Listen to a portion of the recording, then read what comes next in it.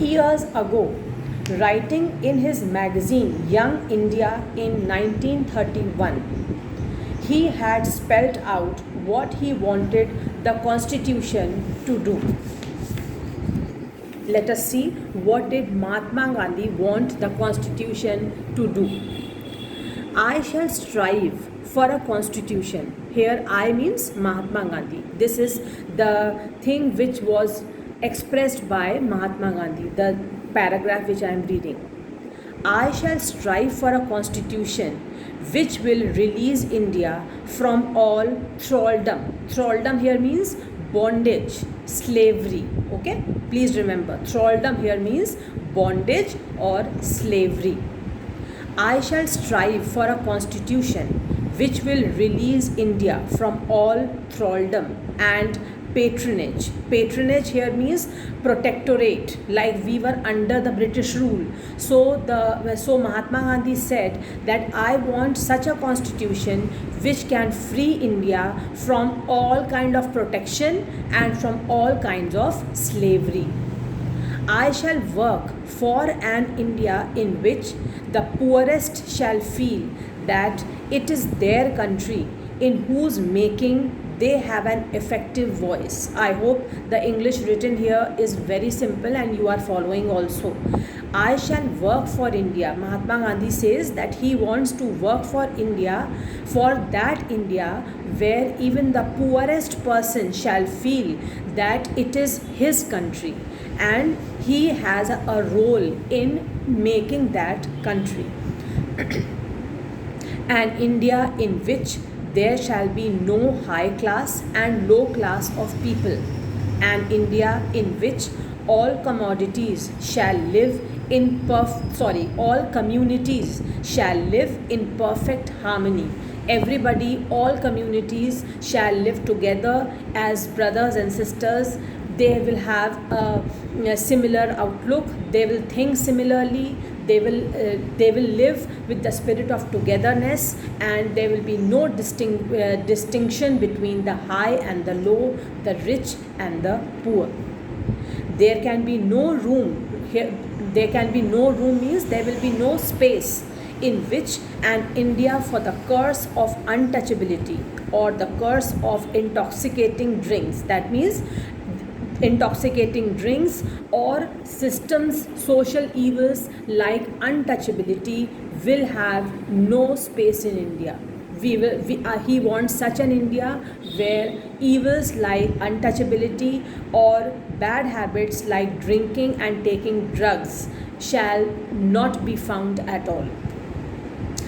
Women will enjoy the same rights as men. I shall be satisfied with nothing else. So Mahatma Gandhi said that he wants such an India where we will be free, all Indians will be free from bondage, from slavery. They will not be under any protection of any outside power. They will be sufficient, self-sufficient. They will be confident enough to support each other, to rule the country independently, where even the poorest person will have a share in making the country, and there will be no distinction between the high and the low, the rich and the poor. All communities will live in harmony. They will live with the spirit of brotherhood and togetherness. There will be no space for untouchability or bad habits like drinking or taking drugs. Women will have equal rights as men. These were some of the important things which Mahatma Gandhi wanted in a country like India. He wanted such ideals to be included in our constitution. This dream of an India that has eliminated inequality was shared by Dr. Ambedkar, who played a key role in making of the constitution, but he had a different understanding of how inequalities could be removed. Dr. Ambedkar was not 100%, he did not agree with Mahatma Gandhi fully. He was not 100% with the viewpoint of Mahatma Gandhi. He had something different to say. He often bitterly criticized Mahatma Gandhi and his vision. In his concluding speech to the Constituent Assembly, he stated his anxiety very clearly. Now let us see what did Dr. Ambedkar say. On the 26th of January 1950, we are going to enter a life of contradictions. Contradiction means different viewpoints. Some will say something, somebody else will disagree, and he will say something else. That is contradiction. In politics, we will have equality. How? Everybody, remember yesterday, day before yesterday, we have studied that everybody who is 18 years of age or above will have the right to vote. Universal adult franchise. So in politics, everybody will be treated as equal. Whether he is a poor person, whether he is a rich person, whether he belongs to a high class society or a low class society, if he is 18 years of age or above, he will have the right to vote. Nobody can take that right from him. So in such spheres, political equality will always be seen in a country like India. In politics, we will have equality, and in social and economic life, we will have inequality. We will have inequality in social and economic life because the reason is very simple. The country like India is a very vast country, and here the population is so huge, the population is so vast that people belong to different social groups, they belong to different financial backgrounds. You can't bring 100% social equality or economic equality in such a vast country. It is next to impossible. Some discrepancy, some distinction will always be found in social aspects also and in economic aspects also. That means in economic aspects here means you cannot give equal financial status to each and every citizen of the country. There will be some section of the society, and still it is that some sections of the society are richer as compared to others. Some are very poor, some really strive, work very very hard to earn 2 meals a day. So such kind of discrepancies will always be there in social sphere also and in economic sphere also. In politics, we will be recognizing the principle of one man, one vote, and one vote, one value. Each individual, each man who is 18 years or above will have the right to vote, and his vote, each individual vote will have its own significance, its own value, its own importance in making the country, in electing the representatives of the country. In politics, we will be recognizing the principle of one man, one vote, and one vote, one value. In our social and economic life, we shall, by reason of our social and economic structure, continue to deny the principle of one man, one value. That means in political sphere, we will have equality, but in social and economic sphere, we cannot follow the concept of one man, one value, because there will be found some differences in society and in financial aspects of the countrymen. How long shall we continue to live this life of contradictions? How long shall we continue to deny equality in our social and economic life? Dr. Ambedkar is asking this question, that how long can we continue to live in such contradictions? That means in such an atmosphere where social and economic inequality will continue to exist. How long shall we continue to deny equality in our social and economic life? If we continue to deny it for long, we will do so only by putting our political democracy in peril. In peril means in great danger. So Dr. Ambedkar says, he concludes by saying that if this social and economic disparity, social and economic inequality continues for a long time in India, then it will put political equality also in danger. So that means to bring about political equality, to treat everybody as equals, to give equal status to everybody, what is important?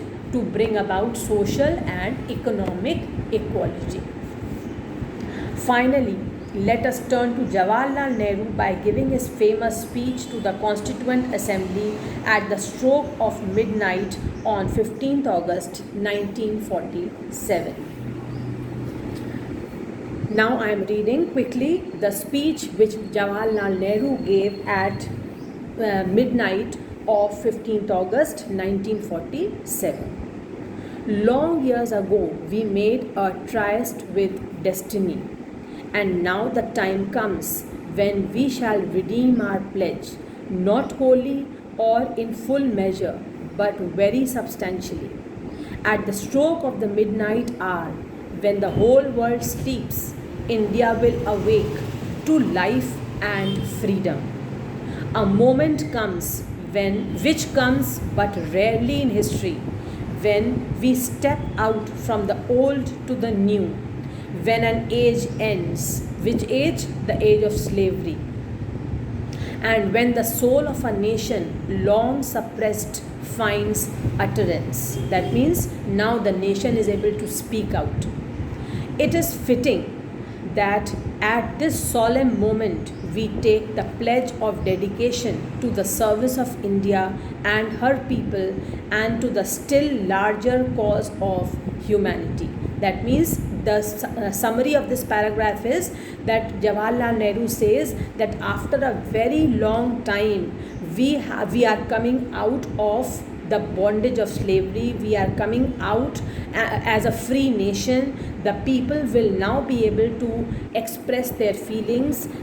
Those people who were till now suppressed under the British rule, they will find an opportunity to speak out what they feel.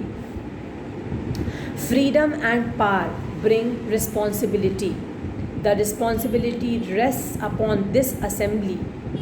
Which assembly? Constituent Assembly. The responsibility rests upon this assembly, a sovereign body representing the sovereign people of India. But the birth of freedom, we have endured all the pains of labor and our hearts are heavy with the memory of this sorrow. Some of those pains continue even now. Nevertheless, the past is over and it is the future that beckons to us now. The future is calling us. The past is over, although we have some sad memories of the past, but he says, let us forget the past because the past is over, the past has gone. And now the future, the bright future of the country is calling us. That future is not one of ease or resting, but of incessant striving, so that we may fulfill the pledges we have so often taken and the one we shall take today. Jawaharlal Nehru says that the future which is in front of us is not going to be an easy one. The times to come are going to be difficult times because it is the time when we have to prove that whatever pledges we have taken, we fulfill them. The service of India means the service of the millions who suffer. It means the ending of poverty and ignorance and disease and inequality of opportunity. The ambition of the greatest man of our generation has been to wipe every tear from every eye. That may be beyond us, but as long as there are tears and suffering, so long our work will not be over. So he says that we have a challenge in front of us, the challenge to keep every citizen of the country happy, to try to wipe the tears of as many people as possible so that we live in a happy country. We live in a country where the citizens are happy and satisfied. Okay, now children, I am stopping here. In our next class, we are going to begin with philosophy of the Constitution. Have a nice day.